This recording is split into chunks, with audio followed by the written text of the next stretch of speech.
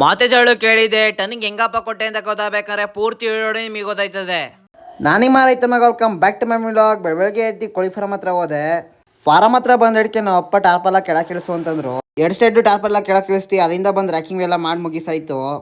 ಕೋಳಿಗೆ ಇವತ್ತು ಎಷ್ಟು ದಿನಪ್ಪ ಅಂದರೆ 21 ದಿನ.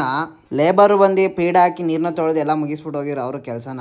ಕೋಳಿ ಎತ್ತುಕಂటే ಹಿಂಗೆ ಕೆಲಸ ಮಾಡ್ತೀವಿ ಅಂತ ಗೊತ್ತಾಗಬೇಕಂದ್ರೆ ಈಗಲೇ ಹೋಗಿ ಫಾಲೋ ಮಾಡ್ಕೊಂಡು ಹಾಕೋಡಿ ಹಿಂಗೆ ಪಟ ಅಂತ ಬರ್ತದೆ. ದನಗಳಿಗೆ ಮೇವು ಕಲ್ಲಿ ಆಗ್ಬಿಟ್ಟಿದೆ ಅಂತ ಮೇವ್ಗೆ ಹೇಳಿದೆ. ಸ್ಪಾಟ್ಗೆ ತಗೊಬಂದು ಹಾಕ್ತಾರೆ. ಏನೇನಿ ಮೇವ್ಗೆ ಅಷ್ಟು ಬರ ಬಂದೈತೆ. ನಾವು ಯಾವ ಸತಿ ಕೊಂಡಿರಲ್ಲ, ಇದೇ ಸತಿ ಕೊಂಡ್ತಾ ಇರೋದು. ಈ ಥರ 1 ಟನ್ ಅಷ್ಟು ಕಿತಾಕಿಸ್ಕೊಂಡಿದೀವಿ. ನೋಡ್ಬೇಕು ಅದು ಎಷ್ಟು ದಿನ ಬಂದದು. ಸುಮಾರಾಗಿ 1 ವಾರ ಬಂದರೆ ಸಾಕು. ಫೈನಲಿ ಒಳಕ್ಕೆಲ್ಲ ಎತ್ತಾಕಾಯ್ತು. ವಿಡಿಯೋ ಮಾಡೋಕ್ಕಾಗದೆ ಹೋಯ್ತು, ಎತ್ತಾಕ್ತಾ ಇರೋದು. ಅದೇ ಕಾರಣಕ್ಕೂ ಕೊಂಡ್ಮೇಯ್ಸಕ್ಕಂತೂ ಆಗಲ್ತು. 3/4 ಭಾಗ ಖರ್ಚು ಅಲ್ಲೇ ಹೊಂಟೈತೆ. ತಿಂಡಿಗೆ ಮೇವಿಗೆ ಎಲ್ಲದಕ್ಕೂ. ಏನೋ ಸ್ವಂತ ಜಮೀನು ಇದೆ, ಸೀಮೆ ಹುಲ್ಲು ಜೋಳ ಎಲ್ಲ ಹಾಕೊಂಡು ಮಾಡ್ತೀನಿ ಅಂದ್ರೆ ಏನೋ ಸ್ವಲ್ಪ ದುಡ್ಕೋಬೋದು. ಹೆಂಗೆ ಟನ್ನು ಅಂತಂದ್ರೆ 5,500 ಟನ್ನು.